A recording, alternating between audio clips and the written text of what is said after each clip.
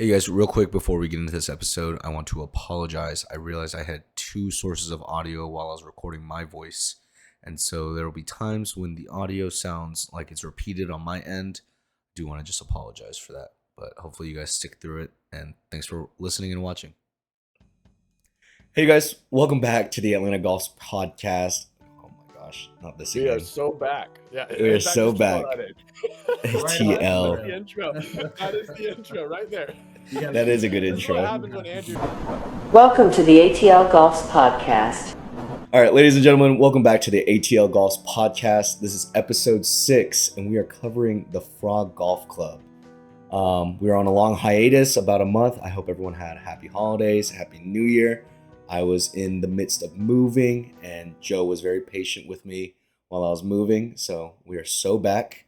Obviously, I am Andrew. I'm the host, and I've got the co-host, Joe Davis, and owner of ATL Golfs.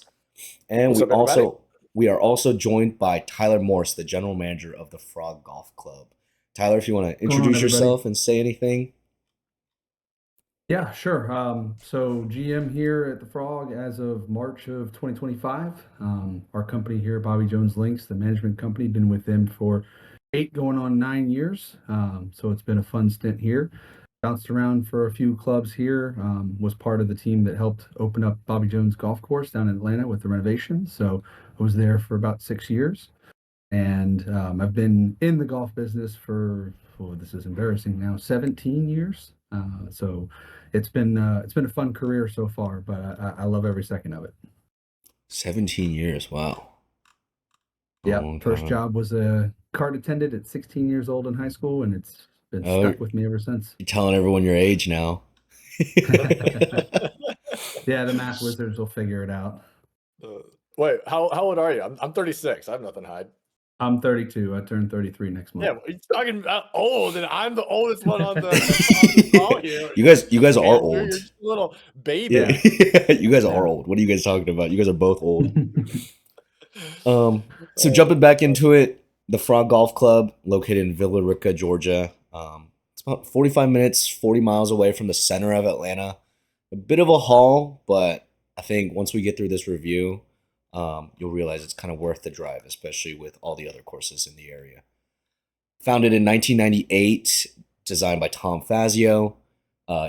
Everyone knows who Tom Fazio is, so he designed Quail Hollow, North Carolina, Shadow Creek, as well as Pinehurst number 8. That's why I'm wearing my Pinehurst shirt today.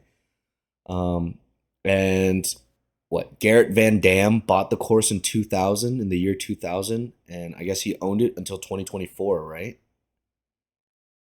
And then in May of 2024, U.S. Strategic Capital owns the club now, and then they are managed by Bobby Jones Links, as you said. Tyler, is that a relationship that y'all have with other courses, U.S. Strategic Capital, or is this specific to this golf course? To my knowledge, it's just strictly here. They're a local company, and they were involved in the purchase when it made the transition. So they're one of one here with Bobby Jones Links, to my knowledge. Okay. Gotcha. Cool. Just curious. That's a whole other world I know little to nothing about. So always curious how that stuff happens. Cool. Okay. Sweet. As you guys can tell, I'm a little bit shaky and shaking the rust off, so we're gonna keep trying to chug along and get into this. I swear the next episode will be better. It feels like the first again. So pricing. So weekday 18 in the morning, it's around $60. And then after 1 p.m., this is where the deal gets really good. It's $30. So even in the wintertime, 1 p.m., you can definitely still, get 18 in easily, I think. And so on the weekend for 18, Friday through Sunday, it ranges from $70 to $90. And so I think Friday, Saturday gets around to 70, 80. And then on Sunday, it gets around to 90 up there. But after 1 p.m., again, $55 to $40 on the lower end. So great pricing again for 18, especially on a weekend tee time. That's pretty much on par with, like Dogwood, how they are on the weekend. So yeah.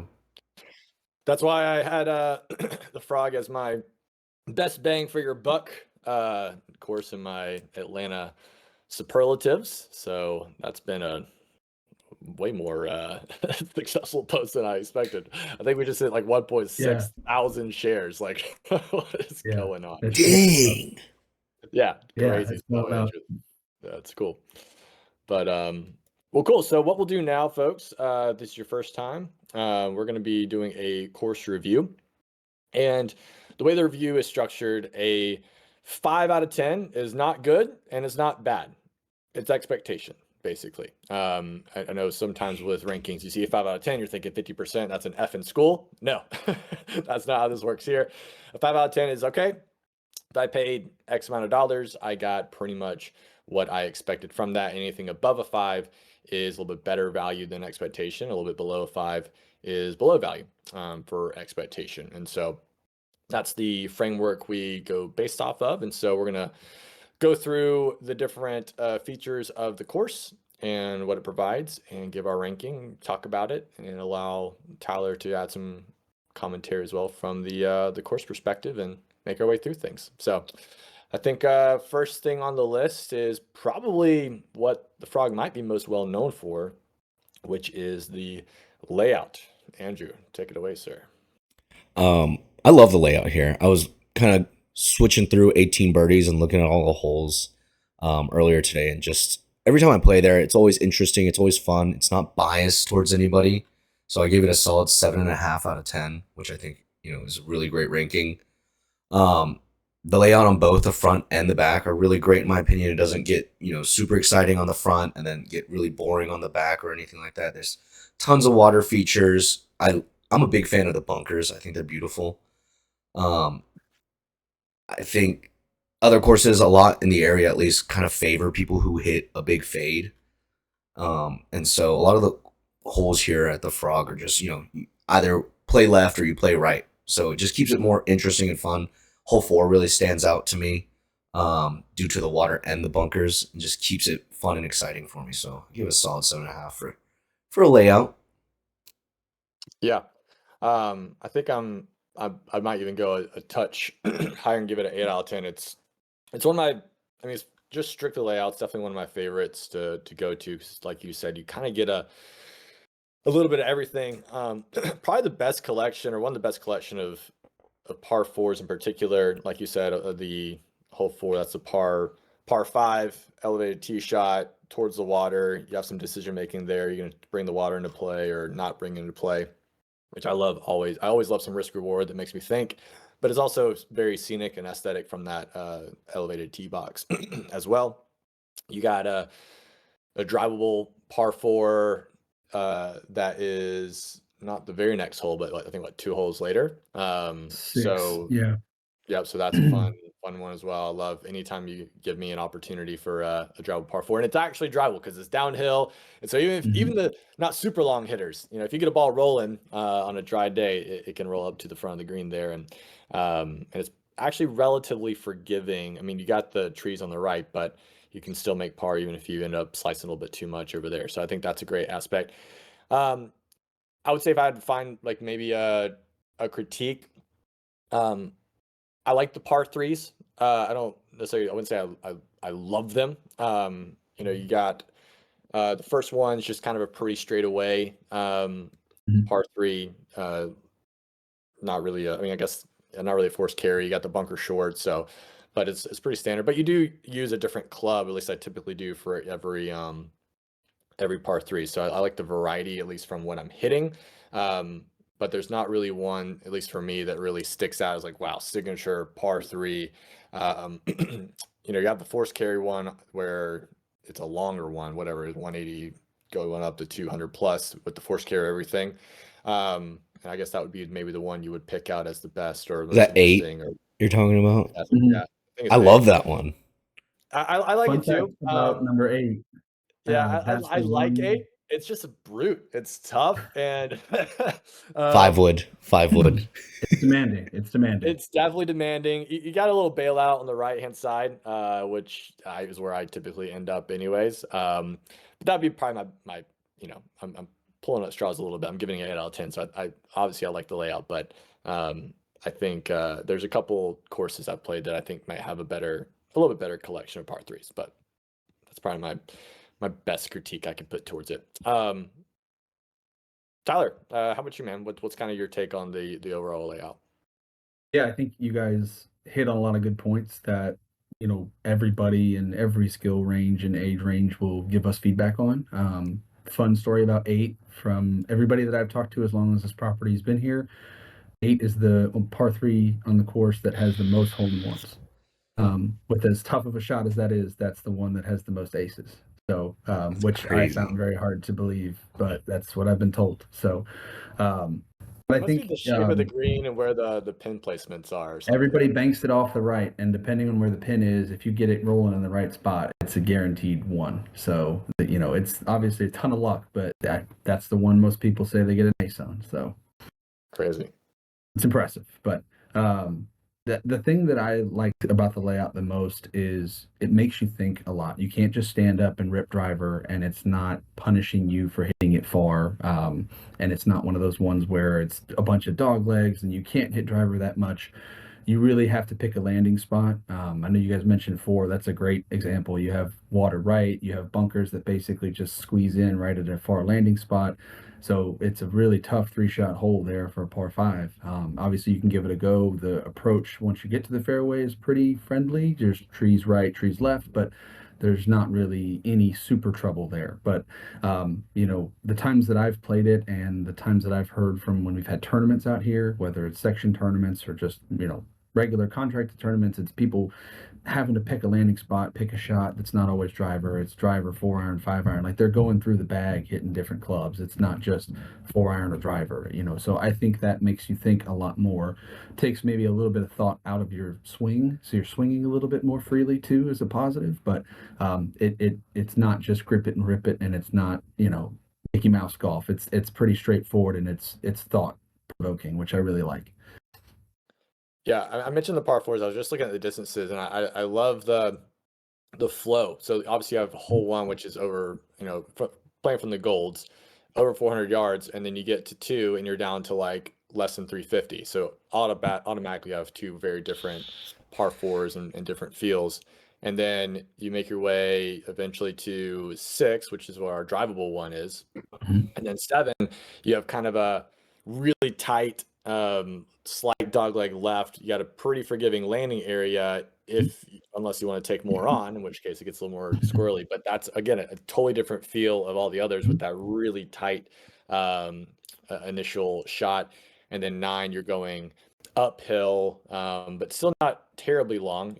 Playing 350, 360, but uphill. So again, offering something that's different than what you've experienced on the others. Then you get to 10, elevated tee shot, but 420 plus yard par 4. And then you get to 12 where you have that first really first left to right dog leg happens at that point. And it's definitely a tough one there as well. And let's see, we get to 14, which is again a different feel because you got water in play on the right. Mhm. I think is this the first par 4 that brings water into play? At least on the par 5. On the 2 par 5s. backside, yeah. Yeah, so you got water brought in there, and then 15 you have a little bit of a shorter par 4, but you have that weird rough area short of the green where if you smoke a driver, you're not in a good position. So if you don't know, you want to cover the bunker but not go too far. So again, another Well, and that one's interesting too because the green is oriented perpendicular. So as if it was longer where most of the other holes are, it's an easier approach. That one, your landing area is so much smaller. So that one you really have to think of, all right, how far back do I need to be? What club do I want in my hand? Because I don't have much room to stop it. Yeah, honestly, the play is almost just heading it towards the right trees, just to give you a little bit more green to work with. But so that's another interesting one. And then the last, you got 17, another really, slight dog leg right, but a really demanding tee shot where you want to hit a good one, catch that speed slot to give yourself a little bit of a shorter iron in. Got the force carry over the water to get to the green. So again, another just different feel. So again, I think that collection of par 4s and the variety you're getting and the difference of challenges that you're going to be facing uphill, downhill, left, right, water, everything. I mean, it's hard to think of another course that strictly from like par 4s where you're just getting that much variety. It's great. I think it does a good job too of it's a little give and take. It'll give you a tough hole and then an easy hole, and then you'll have an easy hole and it followed by a tough hole. So I think the layout of that, whether it was predetermined or if that was just a happy accident, I think that is really cool. That you get for five, you got an uphill par five playing all the way uphill. Even the approach is tricky. Then you've got six, which is a little short downhill drivable par four. So it's a good little give and take. It's not just totally beating you up. It gives you a few gifts throughout the round. Definitely. Cool. Well, let's head on to pace. Personally, pace has always been great at the Frog, at least for me. I've probably played it, I don't know, 4 or 5 times now, and I've literally never had a poor experience as it relates to pace. So, I mean, it's always hard to kind of grade on a scale of 1 to 10 on pace, but based on my experience, I would say it's probably another 8 out of 10, 7, 8, somewhere in there, because I've just never had an issue. Maybe there are things that happen sometimes on the weekend, but at least for me, it's always been good. You, Andrew? So I always play there during the weekday, just because I'm pretty frugal, and so 8 out of 10 during the weekday. I can't speak for the weekends, but I mean I've played out there during the weekdays, and just it's been completely empty. So I definitely tell everyone, get out there on a weekday, get a good price out there, and you'll be cruising if you're playing well or you're just a fast player. I've never really had an issue. I am curious though, like what are you guys doing on the weekends? Because I know on the weekends y'all get pretty booked up. So y'all obviously have marshals out there and are enforcing pace of play. So maybe Tyler can give us some more insight about how true the pace of play is on the weekend for most of our viewers and listeners. Yeah, weekends obviously with the uptick in play, especially from the increase last year, those are a lot busier than weekdays. It's not night and day, but it is slightly busier. We do have starters and rangers throughout the weekend right now, and we're looking to expand that with our increase in volume from last year to Thursday through Saturday or Thursday through Sunday, as opposed to just Saturday, Sunday. Because we know on the times that you guys have mentioned, weekdays, depending on when you're out here, I mean, you can cruise. We did 9 holes the other day. We had a group that played in an hour and 32 minutes, so they can move around pretty quick.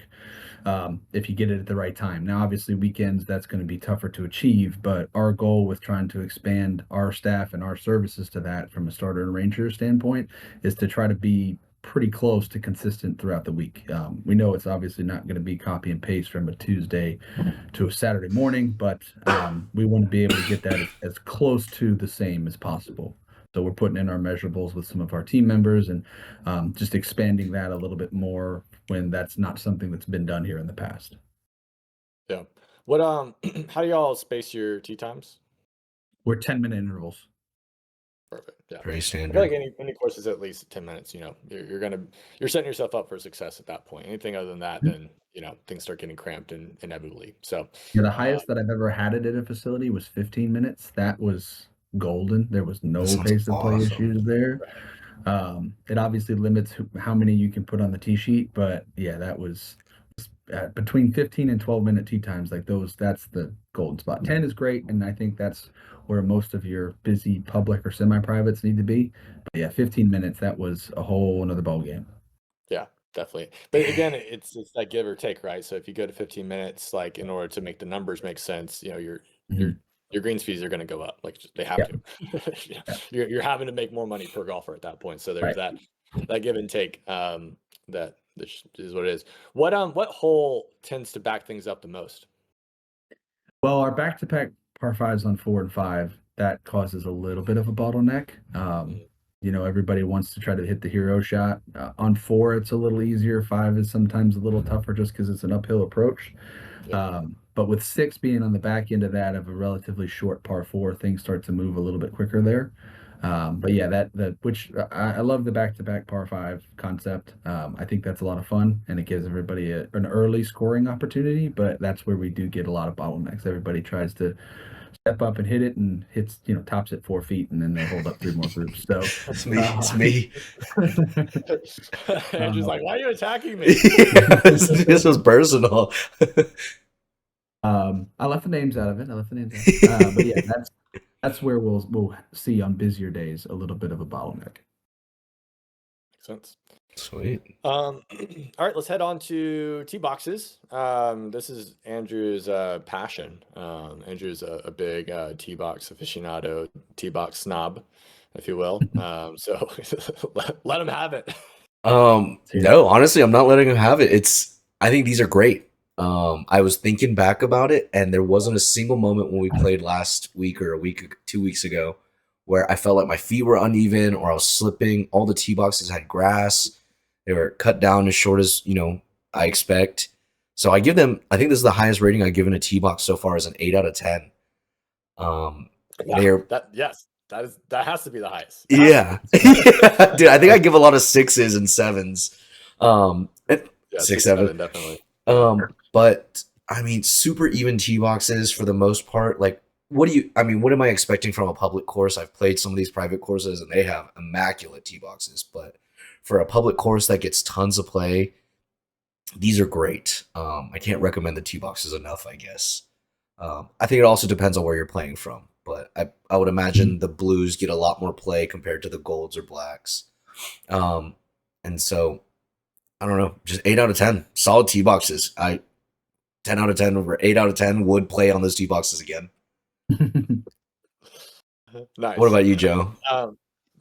I was looking back at my review from the summer, actually, and I think I gave it at that point a 7 out of 10. So, yeah, I think the tee boxes overall are pretty good. I think back then, Tyler, remember when you were riding along with us for a bit, there were a few tee boxes struggling due to lack of sunlight. I know you were working on those at that point. Yeah, I think to echo Andrew,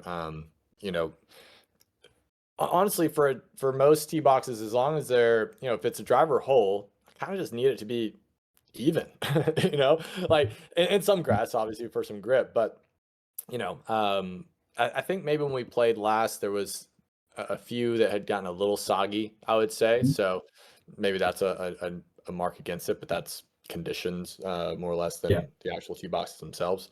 Yeah, I think 7 or 8. I mean, either way, you're getting more than what you experience at more expensive courses or courses that are similar price point. I mean, literally I played at White Columns not that long ago, and there was probably, I don't know, 4 to 5 where I'm like, golly, this is not comfortable right now.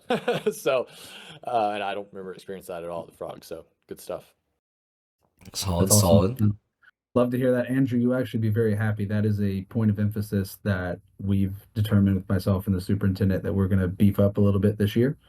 Oh, cool. So we've got some fertilizer applications, some additional ones that have never been done here before. So we're going to try to make those tee boxes even more lush this year.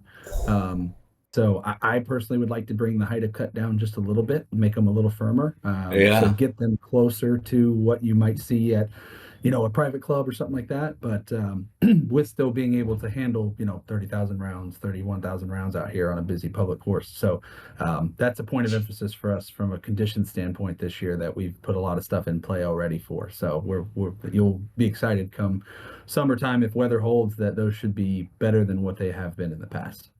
I am pumped for summer. I mean, the Frog has been just moving in a great direction since I've last year, basically.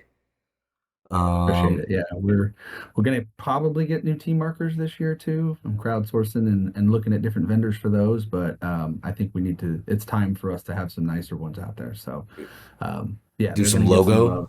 Yes, that's what we're playing with. Those are we've got to cool. make sure that pricing makes sense and make sure that they're good out there from just a moving everyday standpoint. There's a few factors you got to take into account there, but I think we have an amazing logo. I'm trying to put it on everything that we can: t-shirts, hats, hoodies, you name it. And I think tee box markers are the next thing that we can use those in a good way. I think when I think of some of the top course logos, like the Frog is definitely up there with like Heritage, the Fields. Like those are the 3 that stand out to me right away, at least. So here, actually, you know what? I have top secret. This is one of the proofs that I have. An ATL Golfs exclusive, everybody. ATL Golfs exclusive. So this is not final. We've not ordered this yet. This is just a proof of concept, but it's nice. Those are Nice. nice. We Nice. have them Just with the wording and without the wording. I think the logo is good enough without it, but something like That's the this, I beautiful think, thing about being called the Frog. There's nothing else like it. All you got to do is see the Frog logo. It says it is what it is. Like exactly it's from a 100%. marketing perspective, it's yeah. brilliant. So we'll have something along those lines. It may not be that particular vendor we work with, but something like that's going to be done this year. We're going to have something else out there. Love it. Yeah. And to me, it's those little things that take a tee box, ranking. Like there's on the baseline of, we want it flat, we need some grass, that sort of thing. But then there's obviously what gets something from a 7 or 8 to like a 9+. It's gonna be the little things. It's gonna be cool, unique tee markers that are memorable. It's gonna be some of the little aesthetic touches. I think about the chimneys and some of their stonework, and St. Marlo actually does a decent job with some of that stonework as well around some of their tee boxes, like or just whether it's plants or flowers or whatever it is, to get to that upper echelon of rankings. That's the difference basically at that level. So Yeah. cool. Love it. Let's head on to greens. Fairways. Sorry. Yep. Sorry. Fairways. I mixed that. Fairways. We always are like fairways are fairways. Yeah. Fairways be fairways. Yeah. Yeah. I have zero, I think, complaints about the fairways. They're always in good condition. I think from a irrigation standpoint, I mean, even though last time we played it rained pretty well, there was very minimal places that I can remember where, things were soggy or issues or, Georgia dirt popping through. Yeah. Like to me, it's they're solid. There's two that we've identified from last year, and granted, I got here in March of last year, so we were kind of in season. It was tough to tackle stuff then, but this off season, we've identified a couple holes that did have some bad drainage areas that we've been working on. So those should be fixed and repaired and worked on come season this year. 10 was one of them, just because it sits down there, downhill, right in there between the bunkers. So we're working on that one. 15's another one towards the green that we've been working on too. So they're nothing that's impacting play. It's just the little things like you mentioned. They stay wet. We need to get them fixed. So we're working on that this off season. Yeah, and I don't know if we would fold this into fairways or what, but I know there's also kind of the previous bunkers turning into waste areas. I guess you kind of fold a little bit of that in there. Speaking of 15, I guess, and 14, that area did it used to be bunkers and now you're just letting it grow up basically into a more of a waste area? Yeah, there's 3 that were identified that were not part of the renovation that we did for the bunkers in basically 2024 into 2025. That was the first pot bunker, the big pot bunker on the right side of number 9, the whole path down on the right side of 11, and then the big lake bunker there between 14 and 15. When the course was built, those were bunkers, and I actually saw a picture of it when it was being grown in. They had a big dump truck that they were coming and bringing bunker sand. The only problem is with that is because it wasn't maintained for a while and it kind of fell to the wayside. There's not an easy way to get that much sand out there. If it was maintained for a while, then we can just fill it in a little bit here and there. But to redo an entire bunker without tearing up fairways to get a dump truck out there, it's not possible. So the goal and the vision behind those is basically to turn them into your Pinehurst waste bunkers. Basically, what you'll see down the fairways and past outside the fairways on Pinehurst number 2 is kind of what we're going to do. We don't have their budget, but if Pinehurst number 2 wants to send us some auxiliary funds, that would be cool. But that's kind of the model that we're working with and what we can do in-house to turn those sections in there. So we've cleaned up like some of the high fescue that was on the bunker on 15's been cut down. So it they're still in the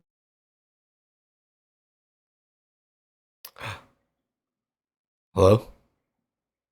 Hello? Oh, we lost Tyler. back. Sorry, we're back. We're back. We're so back. But yeah, so that's the model and the vision of what we're working around is the waste bunkers area on Pinehurst number 2. Nice. Because I mean, what goes into that? I mean, I'm thinking specifically about like 9, the right hand side. Like right now, it's just sort of whatever. So what takes it from a sort of I don't even know what you call it right now, like a, a cancerous It's bunker trash. Yeah, it's trash. You into can, yeah. into an actual waste area. Like, what is the process of converting that, and So what's kind of the gameplay to it? the one on 9 will actually be a grass bunker. We're gonna fill that one in and then sod over it, and that'll be a grass bunker. We've put like some fill dirt in there. We put our aerification plugs in there when we did our fall aerification. So we're working on building that up, and then that'll be grassed over and just basically be a grass bunker like a mound. Nice. But 11 and 14 and 15, those will be the ones that we'll work on a little bit this year, mainly in the big off season this year.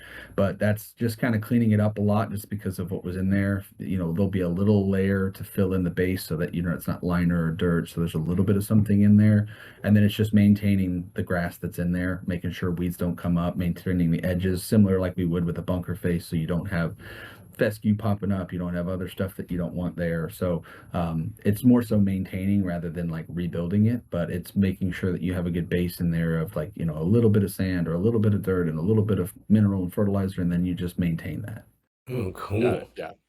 So you can, you can find your ball, and the lie will be, well, depends if there's a tough of Right. So in front of you or not, which is same at Pinehurst, right? Pinehurst is, right. if you're over there in the waste area, it's luck of the draw. You might have a great Yep. lie and perfectly fine, or you might have a tough of, fescue right in front of your ball and you're screwed. So Hey, yeah, it's 50-50. Just don't hit it there. Hit it on the green. It's fine.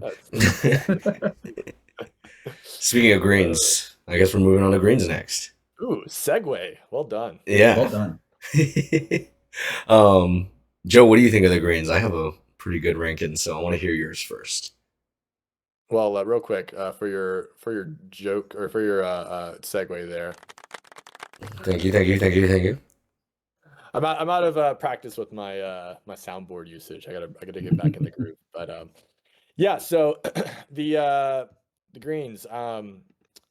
So bent grass greens, and so in general, when I'm going into a course, knowing that they're bent grass, there's a few things that I'm looking for. Obviously, bent grass tends to be a little bit quicker in my experience, because they can kind of roll them down, and you don't have to worry about the grain and that sort of thing. So from a consistency standpoint, I always like putting on bent grass.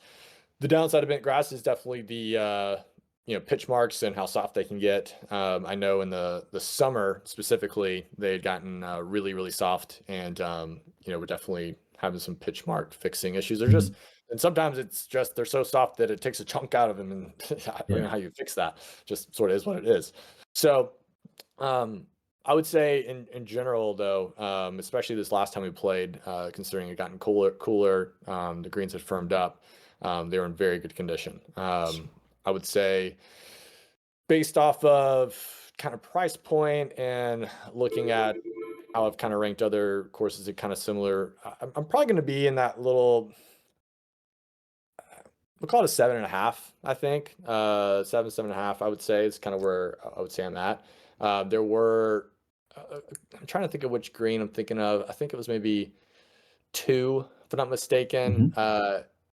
It was fine. I could tell it wasn't super healthy, and I had to kind of take that into account. But it wasn't dying. It was just, I could just tell it wasn't prime. But yeah, I would say in general though, I'm always satisfied with the greens at the Frog. What do you got, Andrew? I thought it was great. I had a great time putting on the greens at the Frog. Also just hitting approach shots and stuff like that. I think talking about the cooler weather definitely helps out the bent grass greens and stuff like that. So, I mean, I didn't make all my putts. I 3-putted a lot, but that's just me being bad. That doesn't mean the greens are bad. But I was super impressed with just like grip and, being able to hit approach shots and have them stay on.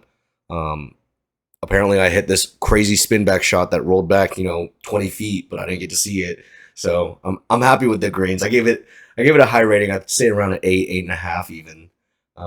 Just every time I play the Frog, the greens are always in pretty good shape. And I know it's tough with the pitch marks with the bent grass, but I think most of the players over there are pretty good about repairing them for the most part. There seems to be a lot of respect out on the course when it comes to clientele out there. And so, yeah, solid 8.5 for me. Nice. Awesome. Cool. Yeah, Joe, number 2 is one of the ones that we have a lot of issues with. So this past season, like you're spot on. It was healthy. We just had some encroachment from some weeds and some disease that were out there. So we've hit that with some heavy fertilizer. We even had the maintenance team out there was hand picking the weeds out of there. So those things that we've identified, the greens are our product. That's the one that everybody writes home about. So we know those need to be in top shape.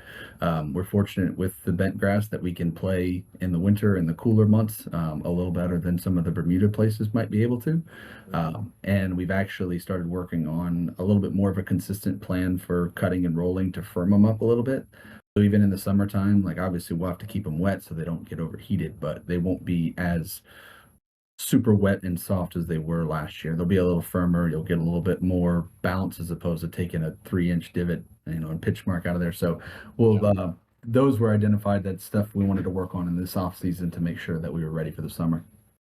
Late in the summer, I think I saw someone post that there was a pretty significant POA issue that happened. I think it was like what 13's green maybe had some issues, or I'm trying to remember. It is totally off the top of my head, but I saw a review where there was a handful of greens that there was some pretty significant POA coming into play, or I think it was. I could be wrong about what the actual thing was, but there were some issues with the greens, if I'm not mistaken. Number 2 was the one that we had the most. There was a little bit on, I think, 2 holes on the back 9, but it wasn't as bad as number 2. Number 2 is basically the whole front edge, basically from side to side, the first quarter. So we had our team basically work from edge to edge of removing as much as we could by hand so that we didn't just, it wasn't a spray and then it comes back. It was just to remove it so it's completely gone. And then once we did that, we applied the fertilizer and the chemicals to basically keep it at bay, keep it in the collar to where then we can address it from there. And then our pre-emerge and everything that we've done this year has basically been green side, and then we've extended like a 15-foot radius outside of the collar so that we can continue pushing that back and fighting it. So it's, unfortunately, it's not something that is an easy fix. It's not like somebody slams their club in the ground. You can just pull that plug out and replace it with another. So this one requires a little bit more elbow grease, but it is something that we have the means to do it. We have a good team that's on it and pretty responsive. So anytime stuff like that pops up, we'll try to get it solved as fast as we can.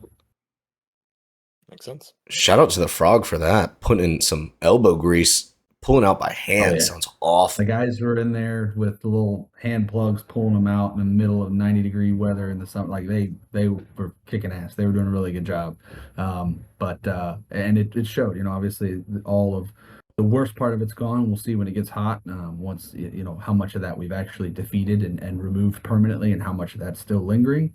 And then we'll hit it with round 2 this year. So. Nice. Makes sense.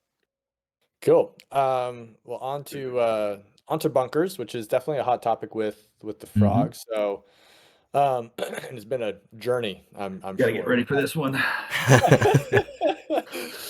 That's it's interesting. I literally just did a review earlier this week with like Heron Bay, and the reason I mentioned that is like Heron Bay has 1 million bunkers, and that's like a feature. And so if there are issues with what is a primary feature, it just stands out. And I think the Frog has suffered from some of that as well. Now, the history here is that, like I've already kind of alluded to, Tyler, previous ownership let the bunkers kind of go, and that was probably what most people remembered about the Frog previous to Bobby Jones kind of taking over and started managing things. I know a big selling point of the bunker renovation that completed, was it June ish? Yeah, it was March and April of 25. So this past year, between March and April, is when we finished. Gotcha. So finished the bunker renovation to bring it, back up, at least the main ones, and then obviously you guys making decisions on which ones you're gonna let grow over. And then I know we played it. Whatever we played 2 or 3 weeks ago, and unfortunately you could already see that some of them are starting to show some wear and tear signs already. So before we kind of get into rankings, just kind of curious to hear your perspective on that journey and kind of where things sit. Yeah, and unfortunately, like you mentioned there, we kind of got dealt a bad hand of here's a mess, clean it up. So, okay, the main goal of the bunker renovation that started towards the end of 2024 into that March and April last year was basically, some of these bunkers didn't have sand. It was just pure liner, dirt, black mud. It was awful. Basically, every bunker on the golf course at one point was played as ground under repair. And there are some great bunkers out here, and there's some great framing that they provide to the holes. So we basically with that renovation was get sand in all the bunkers. We're going to make sure that from top to bottom we have sand. There's no liners that are exposed on the base anymore. There's no dirt. It's all sand. So we did enough basically to say, all right, everything but the three that we've identified on 9, 11, and 14, everything has sand in it. It's all smoothed out. It is a true bunker. And when we did that, we removed a lot of the ground under repair stakes. What we have planned for this year is to basically continue what that was, but adding some more to it. So some of those bunkers that you mentioned, if they're the bigger bunkers where they're thin down at the bottom line, you see the grass starting to come through. That's just because there's not enough sand in those areas to keep it as a bunker. It's basically treating it that there's thin enough layer for grass to grow in. So we have a similar budget and game plan for the sand for this year. So a lot of that's going to be like fill in and adding some. So for those bunkers that play as firm or it feels like you're just hitting the liner as soon as you take a shot, those are going to have more bunkers in them or bunker sand throughout this year. And then we're going to touch up some of the edges as well. We did that when we did our renovation last year. So it's just going to be maintaining that. So adding a little bit more sand in there so to combat the recession and basically we've established the baseline. Now we have to continue the maintenance. So what we're doing this year is basically what I think is the preventative maintenance and what you should consistently be doing for your bunkers on a yearly basis to make sure that they're still in good shape. Got it. So just to kind of rephrase that, so this past year was just trying to get back to a higher baseline.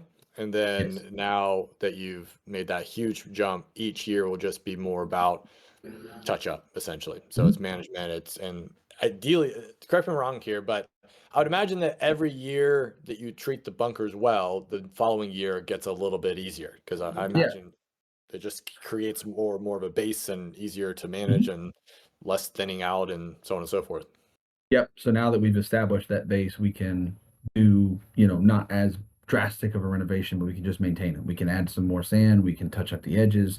And this also gives us the opportunity that, if we want to do some things that are memorable, knowing that everyone drew attention to the bunkers and that was a real sore spot here. If we want to do some things there that highlight the change and highlight, hey, this is now making a change and turning around, whether it's different style of rakes, whether it's bunker stamps, whether it's you name it, whatever you can throw in there to try to do the little things to make those things stand out in a positive way now instead of a negative way. Nobody likes being in bunkers. We all know that, but you still have to have them. They still have to be in good shape. And the little things that you can do that people will remember, as opposed to, holy crap, they were terrible. And now it's, oh man, I was in the bunker and that sucked, but this was cool. And there was sand in there and it was raked and those kind of things. Makes sense. Well, Andrew, I'll let you. I've been talking, so let's hear Yeah, no, you're good. the bunker rating. I think it's average. It's 5 out of 10. There's sand in them. The edges are moderately clean. I've definitely played worse for about similar price. And so it's cool to know. I wish there were, I don't know if there is. I can't remember if I even paid attention to it, but I wish there was more signage of like what the waste areas were. Because I love those big giant bunkers. I think those are like really fun and interesting. I am sad to know that they're not going to be bunkers anymore and that they're going to be waste areas. But I think those Well, are no. So there's the main bunkers on the back-to-back par five. Those are fine. Yeah. The waste area ones are on the back nine. 14, 15. Oh, okay. Oh, I'm thinking of, is it hole 6? Or Hole has 6 it, is the downhill short par 4. The one before that is the uphill par 5. Yeah, you're back to back on hole 4, that bunker that is on the back side of the lake, that's been fixed. That's now an actual playable bunker and it's got sand in it. So that one's okay. been repaired. That one I really like because it's on the back side. It's a little bit of a tricky landing spot and it looks good too. And Yeah, it's it's a beautiful. bigger bunker. So now when you stand out there, you look at it now with instead of it being gray and brown and black and now it's pure white and it looks night and day Yeah, different. it's the Instagrammable shot Yes, for sure. yes. Yeah, so the waste bunker that we're talking about is the shorter par 4 near the lake. That's just short of the lake. I'm trying to think who was in that when we played last. Like there was someone in it. Was it Ryan? No, it was Troyce. Yes. Yes. Joyce So was he in did that. say he Joyce is was. in that. Yeah. Joyce is in the waste bunker, and then chunked it into the water. That's right. Yeah. Up there for sure. Shout out Joyce for that. Way to Sorry, call him Joyce. out. And Tyler's put his head in his hand because he's also his coach. So That was before we started working. Now we're fixing it. We're good. gotcha, Yeah, gotcha. yeah, yeah. But yeah, I think average bunkers, I mean, I've definitely seen them worse. So seeing improvements is always good, and knowing that courses are made, like making these efforts. I think that's why like this podcast is so important and so interesting for most people, is that like you get to hear this inside scoop about, hey, management is, they know these problems exist and that they know they're working on it, and the viewers and listeners can see that, hey, like they're trying. And so knowing all the efforts and all the work that has been put in already, is just great. Because before the Frog started, working on all these renovations and stuff, the first time I played, because I'd heard great things about it, I was kind of let down the first time I had ever played, because I've only been golfing for 2 years. And so I went, it was like one of the first courses I had gone to out of the dozen that I'd started when I first started golfing. And I was like, man, I've heard great things about this place, but really let down. And, just playing recently, 2, 3 weeks ago, the improvements have been insane. Fast work has been done in the short time frame that you guys have been there. So, Yeah. Okay, for sure. For me, so in the summer when they were a little bit more recently renovated, I think I gave it a 7 out of 10. I think now that like we just talked about, that they've regressed a little bit. Probably just going to drop that down to probably 6, because one thing I like about the bunkers is the sort of rustic look and feel. I think about hole 2, those bunkers that are just awesome, but they have that sort of I don't know, tobacco road, or that just sort of natural look and feel that I really just I personally like. And so I think from an aesthetic view, I give it a little notch above, standard. So it's kind of where we sit there. All right, let's move on to practice facilities. And Andrew, I was looking at your notes on practice facility, and you made the exact same mistake that I made the very first time that I did rankings for the practice facility, because there is a chipping and putting green tucked away on the other side of the clubhouse that if you don't know, oh, then you would never know. And it's okay. awesome, actually. It's a really good little area. It's got there's a practice bunker there as well. And Oh, so you have a nice little short game area. You have to just go on the other side of the clubhouse from the range. So like okay. where 18 green is, it's like Yeah. to the right of 18's Yeah. green. Oh, okay, okay. So the funny story about that was when the course was originally built, it was supposed to be a 36-hole facility, and that green was going to be the 18th green for the other course before Marriott got out of it and not involved, because it was going to be basically a hotel, a Marriott hotel, and 36 holes out here. So Whoa. now it's obviously the chipping and putting green down there. It's tough to know it's down there. I love the area. I hate the placement. I wish I could pick it up and move it. But we did do some renovation down there this past year as well. We had a little drainage area that we fixed. We increased the area of the green. We seeded some more of the bent grass down there and grew in a little bit more area, just so it can handle the volume down there. So that reopened October. We had it closed for a few weeks to do that renovation. So now it's ready to rock. Nice. Yeah. Okay. I would recommend, because I made the same as like Andrew, like some signage. I'm sure there is a sign, Yeah. but obviously there's not enough, because I think people just see the range, and in most cases Mhm. you go to the range and then you're Yep. looking around and all you see is a Yeah. tiny little putting green next to hole 1. You're like, is this the putting green? Yep. That's what I thought it was. Yeah, yeah. I Um, did too. At the very first time, I was like, "This is so strange." There's plenty of space to have a decent sized putting green. What's going on? But yeah. So maybe Yeah. something out at the range. I don't even know how you would do it, but hey, looking for the chipping green, go that way. Just steer into the skid. Are you looking for it? It's this way. yeah. Yeah, yeah. But yeah. So I'll, I was looking at your ranking. I was like, "Oof." yeah, Oh, you that's could why. you could take the That's lead on the totally. practice facilities, and I'm not available for the ranking then. No, you're good. You're good. So yeah, I would say, look, for me, if I got a grass range, number 1, number 2, I have a chipping green, number 3, I have a putting area that's decent, and a in a bunker to practice out of. I mean, check. The only thing I would say is probably that green is pretty small. So to be chipping and putting on it, you know, if you have more than, you know, a couple, maybe 2 or 3 people, it can feel a little cramped. So that would just be a mark against it. Would definitely prefer a larger putting space to practice, especially because, you know, there is some good, you know, larger greens. I mean, there's a couple of really big greens where you can end up with a 50, 60 foot putt. So Yeah. having a little bit more space to dial in those speeds, I think would be one mark against it. But as far as features go, you kind of have everything you need there.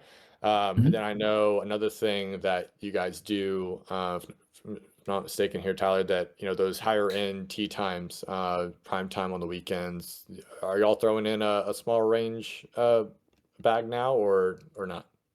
Not currently, but that's part of the plan when we get into season this year. Yeah, because we've got some things we're going to try to do to the range. Just some little things, you know, aesthetically to make it a little bit more pleasing to the eye. The grass tee is helpful, and we've got 2 tiers of it, so we've got plenty of room.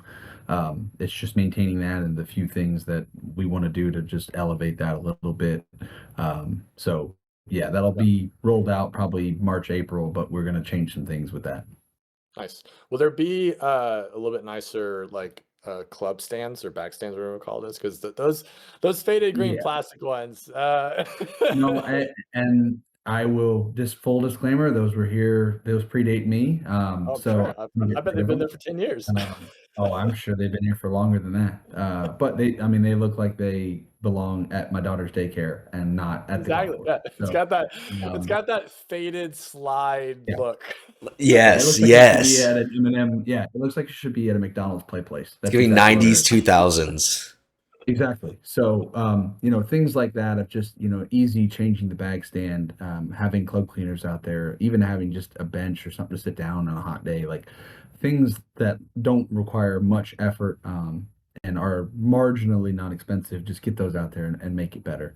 You know, even having a members only, you know, we're semi-private, we do have some members, having a members only section that's roped off, like little things like that, can help make that just look night and day different. Yeah, definitely. So I'd say practice facility ranking. We'll do a mark against it because just the putting area Yeah. is pretty small. But the other side to it, there is that. I like, you know, knowing there is that other putting green. I like that little mini putting green next to the first tee because if you're waiting for the first tee, you have something to do at least. So actually, I would actually mark that up. So I'm gonna give it a. We'll go 7.5, 8 out of 10. Like it's great. I mean, the only thing I would add to it is some of that. You know, you add those aesthetic things and give me a little bit larger putting surface. You're at a 10 out of 10 basically. So yeah, I think it's awesome. It's great. It's a great practice facility. So cool. I think, you know, as far as recommendation goes, yeah, I think, you know, definitely recommend playing the Frog. If we get into value real quick, because that's, you know, one of my big things about my reviews and what I'm always focused on is value. Now, it's hard with dynamic pricing. It's very difficult to really center in on an exact number, right? Because it's so vast. $30 for it is like a 20 out of 10 value. Like it's unbelievable. But $90, which is you know, very few of the tee times, you know, I would say you're on the other side potentially of the value proposition. So that's where I'm probably gonna meet somewhere in the middle. I think a good 7 is probably fair, just considering all the we're currently in the summer. I actually give it a little bit of a notch up. I give it an 8. But again, some of the little conditions have regressed a touch. I would expect probably back in the summer. The other nice thing, and when we went and played, I mentioned this to you, but tees are now in the cart, and it's a little thing. It's a very tiny little thing, but I've been in my Instagram comments with a guy talking about Bears Best, and I was like, Bears Best paying $135, I don't get tees in the cart. It's a little thing, but it's like if I'm paying crazy, and even if I'm not paying that amount, if I still get the little things, then it's like it feels extra special. Back. Sorry. So, what's that? We lost him for a second again. For a second. We're back. Oh, all good. And they're not just, and the fact is the tees aren't just little random wooden ones that, and those are fine, but they got the logo. They look great. Like they're cool. I want to keep them. I want to grab a couple before I leave and throw them in my bag. Like they're really neat. So it's a little thing, but to me, the little things are what get you up from yeah, cool. I got exactly what I paid for, 5 out of 10. Oh, I got this little extra thing, and this was actually pretty nice. And the practice facility was great. I could have grass tees. Oh, and there's this little putting green next to the first tee, which is cool. And oh, look at this. I really like the tee markers are the frog logo. There's a giant stone frog at the first tee. Yep. Yeah, sorry, I literally just got I'm like ADD right now. I thought you froze for a second. One of my golf pass things did not include the actual passes, which is so stupid. So I gotta fix that. Really, please go to my brain right now. Anyways, cool. So what about you, Andrew? Going into value. First off, 7 out of 10. And I was thinking about this. I'm a super frugal guy. Don't like spending a lot of money. But if it came down to it, if my buddies are in town and they all want to play golf and we don't want to play some rinky-dink place, I would gladly pay $90 to play on a Friday, Saturday, or Sunday with 3 of my good buddies. And so 7 out of 10, I think, it's great just because after 1 p.m., $30 is crazy. So that's a 10 out of 10. But again, if my buddies are in town, I'm willing to pay that $90. If it's just me and, some local buddies and stuff like that, $90 is steep for me. And so I would not gladly pay it. I'd pay it if I had to, but not gladly. Yeah, I'm right there as well. So I think at the $90 range, you're at for me, probably just below value, 3.5, 4 out of 10. Anything, I think pretty much right. Once you get under $80, I feel like you're on the other side of 5. At 80, you're probably like a 5.5. And then as you get lower and lower in price point, you're just increasing the value of what you're getting for what you're paying there. So, yeah, I think that's probably where I'm at. But Tyler, any thoughts on that? Yeah. So the good thing about that dynamic pricing model that we have here is it will adjust. It's not something that's going to be set in stone. If it, a slower time of the year, less utilized time of the tee sheet, those prices are going to drop. The higher value ones, those are going to be your Friday, Saturday morning that are going to be that $80 to $90 range. And Joe, to your point, like we are working to add the value to those, like the tees, even though it's a small thing, it's something that I see throughout the golf course now on tee boxes. A tee that I helped design, which it was a 2-minute design, and it's like, okay, cool, now I know people are using them, now I know people are putting them in their pocket or taking them home to frame it or whatever they want to do with it. But things like that, things like, establishing a bag drop, having somebody out there to grab your bags and greet you at the facility, trying to add to that experience, not to jack the price up higher, but more so to plateau and feel valued at that. So that, everybody that comes out here that's not a member can still be treated like a member for the day, and they get that experience while they're out here. This is a daily escape. We're not super close to Atlanta.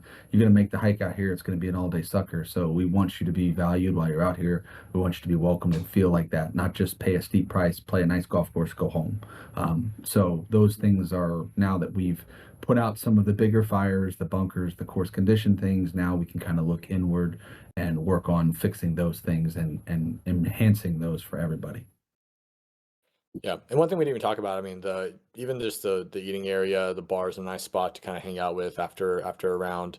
What did I get last time I was there? Did I get a chicken salad sandwich or BLT or something? Either way, it was good. So, and they have Tropicali on tap, which hell yes, please. So, just those little extras as well elevate the experience too. So, well, cool. Well, I think we have 2 little things we want to do. Talking about the number 1 handicap. We'll do a little course management. Before we get into that, I need to use the restroom so bad. Go for it. A little discussion before we kick things off about the number 1 handicap. Do we want to talk about hole 1, or do we want to do what's actually the hardest hole, arguably the hardest hole on the course? And what'd you say, Tyler? Was it 17? Or in my opinion, 17 is the most demanding hole out here. Technically we'll see rated that number 1 is the hardest, but I think 17 is the one that gives people Cool. fits. Let's then we'll talk about 17. Why not? So basically 17, just to kind of describe it real quick. It is from the goals. We'll do it from the goals. So about 425 yards par 4. It is a slight dogleg left to right. Off the tee, you have a group of bunkers on the left, and to cover the last one, it would take about a 270 carry to get over that left side. Then on the right side, you got trees that are squeezing in, and there's a sneaky hazard down there, like a little drainage area that There's a little creek down there. I've managed to end up in. It's just, you think you're like, oh, it's okay, I'll find it in the trees. There's a creek. Had no idea. So there's a sneaky hazard there on the right, and so it just gets really thin. I mean, in order to get to where the fairway even starts to widen up again, it's at 300 plus.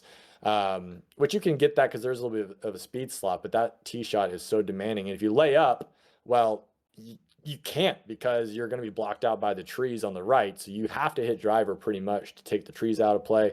And then, guess what? On your approach, you're probably going to have a mid iron and maybe a shorter iron, but probably mid iron for most hitters. And you have a forced carry with water short.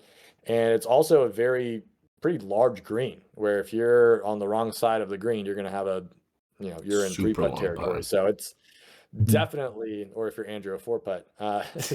No, I just hit 5 wood. That's right. Yeah, Andrew, the king of the 5-wood long putt. So yeah, that's the hole in a nutshell. So Tyler, if you were talking to a typical mid handicapper approaching that hole, what would be kind of your advice? How would you play it? So I would kind of play it as a bogey hole. You're playing for 5 there. If you par it, great. If you get a birdie, then you're stealing one on the field. But the widest part of the fairway is basically before it narrows right there in between the creek fall off and the bunker, and then it widens on the backside. For the big hitters, hammer driver, it's still a narrow shot. You might be in the rough, but you can at least get down on the bottom tier. But if someone is carrying 250, 270, maybe take a little bit less, something that's a little confident builder, hit it to the fat part of the fairway before the dip in the fairway and before things start to narrow. The layup would be easy in that regard if you played it as a par 5. For a bogey, it's a longer stretch of fairway, and then it's basically just a 90-degree straight shot across to the green, as opposed to trying to hit a long iron, cooking it, some sort of a fade or slice in there. And that green's raised a little bit, everything drops off on the sides. It's not a fun place to miss. And so that would be my advice. Would take something that you're confident getting off the tee with, a 200 to 220-ish club, hit another layup and pick a number that you want a really good wedge at. If you hit it close, you got a good chance at saving par. If not, 2-putt bogey is not the worst. You got a par 5 to finish, you can make up a shot there. So that would be my advice to anybody that plays that hole. If you want to get confident in hammer driver, that's great, but I told you so. But I would almost play it, like I said, play it for bogey, and if you make a par, you steal one. If you make a birdie, you're really stealing one. Yeah. I never even thought about playing holes like that, actually. That's a really good tip to give people is, you don't always have to play for par and, risk it constantly. You could aim for something And higher even and thinking just about save how your that score that green way. is, sorry, but the way You're that good. green's situated, if you do lay up and you give yourself a little 50-yard pitch shot, unless the pin's up, you're going to have a lot of green to work with, because that Yes. green is just so large. And so, And that's one of the relatively more tame ones when it comes to undulations. There's not a lot of bends or dips or up slopes, down slopes with that one. That's relatively easy to where if you just have yourself a little chip pitch, anywhere between 50 and 100 yards, you hit something that I saw that was It's Oni. But that would be my advice. Just play for your bogey, take 6 out of play, and if you end up making a par, then that's a win. nice. All right, last thing, favorite hole. Andrew, go ahead. Let me go back to this. I was looking at my cat. Hole 5. Back-to-back par 5s, but I think that's my favorite of the two. I always feel like it's a pretty wide open tee shot. Even if you end up way right, you can have a chance to come back. It's not OB. As a person who always fades or slices the ball, I'm always welcome to another hole being there or some land or even pine straw. At least you have a chance to not lose your favorite Bridgestone. And so elevated green on the approach, bunkers in the spots where it matters. So you can either go for it or you can play it short and just play it safe. I love how the tee shot is tree lined on the left and right, so it just makes for a really beautiful hole overall. That was also the hole where apparently I ripped it back. So I don't know. I've never had a bad time on that hole either. Out of the 5 or 6 times that I've played, is that hole never eats up my balls. I don't really play a ball to the left or hit a draw, so I always have a fun time playing there. What about you, Joe? What's your favorite hole over there? I think I'm gonna go with 13. Par 5, and the tee shot's pretty demanding. You can kind of favor the left-hand side and avoid the fairway bunkers on the right. If you're in the fairway bunker, though, tough hole. It's going to be probably a 3-shot hole for sure.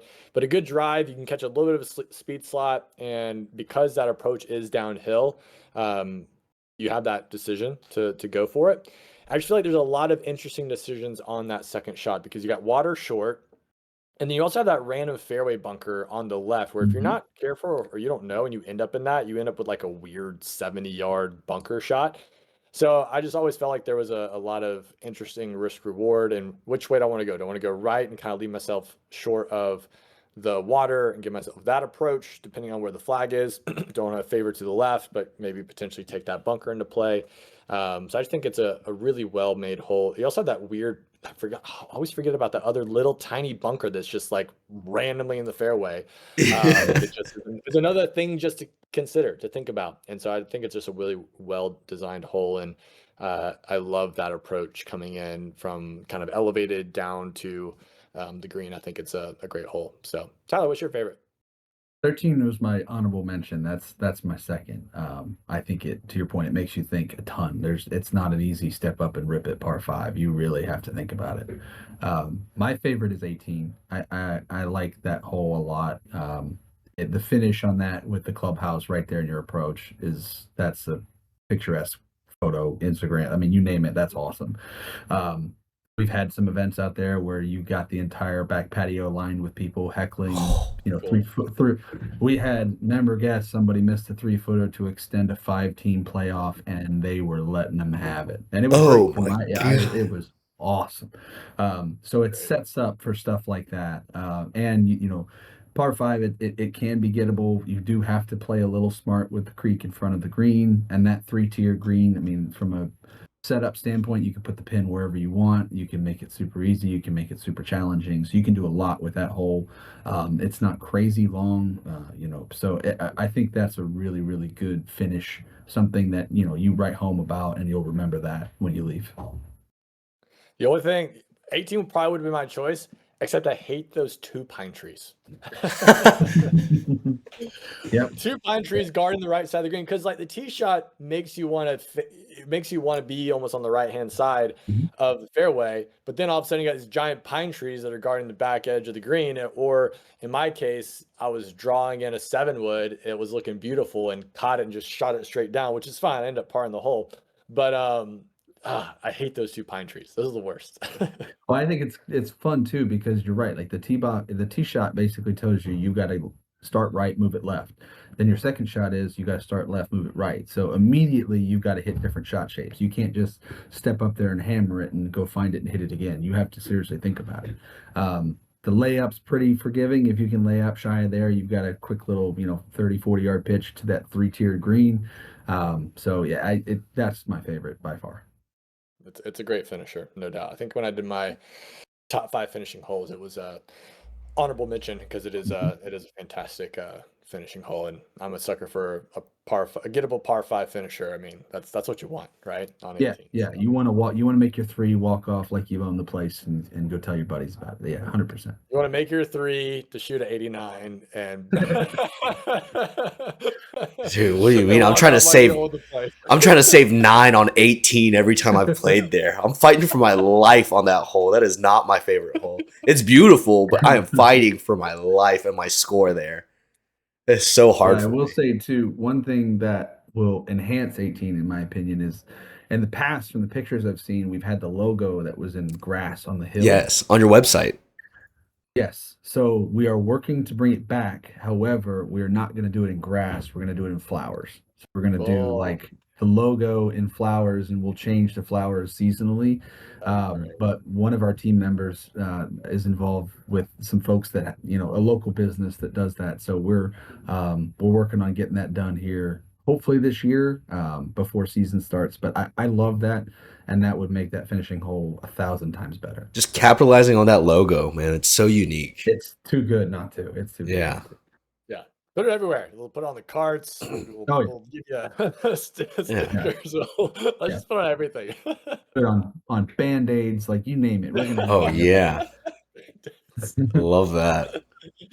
I want a straw. I need a straw in the shape where it's like I can Like a like bendy actually straw? see it Like go the through all old the classic shape. bendy straws, the hard Yeah, plastic the ones. pink, Yeah. purple, blue, yellow, like all those colors. Oh, dude. Yeah. That'd be amazing. Oh, love it. Well, Tyler, thanks so much, man, for your time and insights into the course. I think I speak for pretty much all of Atlanta golf, if I may, that what you guys are doing to bring the Frog back to its previous glory, and Yes. is really exciting for everyone. I think everyone's rooting for you guys to continue the progress that you're making. And we're really excited about the future of the Frog, and I think with you and what Bobby Jones Links does with courses, Dude. everyone has a lot of confidence. So, yeah, best of luck with everything, man. And we're excited to kind of see the growth, and keep us up to date with how things are going, Yeah. and we'll be rooting you on. Andrew, anything you want to say before we close things out? Just thank you, Tyler, for your hospitality, willingness to be like on the podcast, and just like the work you're putting in. Again, like hearing all these great things about the Frog, and then going that first time and being let down, and then now hearing about what you wanted to do, and then now seeing it in action already after the summer is just, it's, I got to give you props. I got to give you your flowers. It's just, you're doing a great job. I think Bobby Jones Thank you. Links is doing a great job of supporting you guys where it comes to, Chapel Hills, Mirror Lake, wherever it is, Legacy, Fox Creek. Bobby Jones Links has that touch where they just, they put their finger on something and it just starts to blossom and become great. And so I just hope that they're treating you guys as well as you guys are treating us as players. And so, yeah, just wanted to give you your flowers and applause to you, basically. Just thank you and thank you. Thank you. Yeah. Thank you. I really appreciate that. It's nice to see that, people hung on this place. It was a staple of Georgia golf for a while. And I hate the fact that, the players, the members, and specifically the staff and the team here, like they've had to go through a lot of crap. And not any of it is on them. So being able to restore this place to the former glory, not only just for guests and regulars to see it and hang their hat on it, but also for the team here to be a little proud of the product. I think that's the most important part. That's what I hold most sacred is being able to be a support for them, turn this place around so they can be happy that they work here and proud of it again. Yeah, definitely. Anything you're working on? I mean, we've talked a little bit about, some of the plans, bunker innovation, that sort of thing. Anything else you want to let people in on some plans for 2026 that you guys might have up your sleeve or you're working towards? So the big ones, we've done a lot of work and prep for tee boxes, like we mentioned. Greens, we're going to just continue what we've done last year. Those are really good. So maintaining that and pushing the envelope where we can with that. Driving range is another area that we're going to put some love into this year, just from an aesthetic standpoint, as well as a turf condition standpoint. We've got some overseeding plans in for the fall, just to make sure that we can beef those up. Those things can stay good through the winter. So it's a lot of just continuing to what we've been done last year, and pushing that a little further and a little harder, to just make it even better. Step by step. We can't go from 0 to 100. We got to get there. So just kind of building on those bricks again this year is what we've been working on the most. Awesome. Perfect. Well, we'll be rooting you on, and you. thanks again for the time. And just for good measure, Atlanta golfers, if you haven't heard, I have launched the ATL Golfs Pass. What I did was I partnered with 20 courses all around the metro area where you can get a one-time 20% discount. So if you went to all 20 courses, you would save around $250. And even if you could only get to 10, you're going to end up saving $115, $120, $125. And so it's priced at $95. You can find the pass either at my website, atlgolfs.com, and go to the shop tab, or we'll have a link in the description below. Really appreciate the support so far. Thanks so much. Well, Joe, that was really great talking to Tyler and talking about the frog. And so enough of the frog, though. I'm curious, what are you working on right now? We haven't really spoken in the last month. You've been doing a ton of work, so let's hear what's on your agenda right now. Yeah, December was crazy, frankly. Did the crazy giveaway, and then right behind it, launched the Golf Pass. I cannot tell you. I mean, I could probably count on one hand how many hours of sleep I got between those 2 weeks. It was. It's like zero, dude. I would Instagram message you at like 5 a.m. Dude, it was crazy trying to get all that stuff out and promote it and do it the right way. And yeah, so crazy stuff. But I'm excited for the new year. I'm excited to keep things rocking and rolling. We've hit off on a really high note, I think, with the Atlanta Golf Superlatives, really ticking up my follower counts. I'm just excited about everything. So what's coming down the pike? Let's see. So got a top 5 collaboration with the Pure Golf Society, which is Morgan. He's an amazing photographer, but he plays all the private courses and I don't. So he's given us his top 5 in collaboration with me. So I'm excited for that post to come out probably the next week. I'm working on a fundraiser, and I've mentioned this in the newsletter a couple times, but Thurl High School golf team, I've been working with them, trying to figure out exactly what they need to be funded. And I've got an itemized list. I'm going to some different brands and just figuring out what can be donated, what needs to be added to a fundraiser. And I'm really trying hard to get that off the ground. It's been a little bit of a slog and a bunch of other stuff going on, but I do think that hopefully by the end of this month, I can launch a fundraiser for them. And it's not that much. So that'd be really cool to be able to leverage our followers and the ATL Golfs brand to fund a Atlanta public school golf team, right? That'd be so sick. So I think that's great. And then another two more things actually. Geez. I just partnered with Swingworks Golf Inc. I did a little post today actually on my story, but they have a golf day tournament in May, and it's awesome. I don't think there's another tournament like this in the Atlanta area where it's professionals, like literally players that have qualified for Korn Ferry events and attend Monday qualifiers, and then elite amateurs. The structure is a shamble, 2-man shamble, and there's $15,000 goes to the winning team, and then second place gets 10, and then third place gets 5. Like serious money up for grabs for playing golf, and it's going to be at Heron Bay. And so I've signed a contract with them to actually head up a lot of their marketing efforts over the next 2 to 3 months, which is I'm excited about. And basically my goal is to get a bunch of people to show up, and guess what? It's free. So it's like the easiest thing ever to come to, and it's going to be a ton of brand activation, free club fitting, free ball fitting, vendors, food trucks, etc. down at Heron Bay is where it's going to be. So we'll put a link actually to where you can register. And again, it's free. It's just Eventbrite. Say at Eventbrite, put your name and email, and that locks your spot in because there's only so much space at Heron Bay. And so I'm really excited about working with Swingworks and pulling that event off. So that's gonna be really cool. And then literally just agreed to a little partnership with Swing Easy, a really new company that's kind of focusing in on getting into golf a bit more easier, more inclusive, less intimidating. And so we did a little deal with the Golf Pass. They're gonna be going to the Golf Pass courses, creating content. I'm gonna be supporting them in a couple different ways and collaborating efforts. So that's Swing Easy. You can find them on Instagram, and Malachi Jones is part of them, and a couple other guys that I'm excited to work with. So it's a lot of stuff, man. And then of course there's content, and there's courses to be reviewed, and the top 5s to be made. Yeah. So we're rocking and rolling, man. We're rocking and rolling. But what's coming down with the podcast, Andrew? What's going on? What we have? What can the people look forward to? Well, so for that month where we weren't putting out episodes, I was putting in a little bit of work. Joe was putting in most of the work. I was definitely too busy packing up boxes and didn't have access to my computer. But so collaboratively, we've put together, 3 courses that we're gonna review. So Cobblestone, Heron Bay, and Crystal Lake on the podcast. Two great ideas from Joe. The Blackballed story with JG, the owner and founder of Blackballed Golf.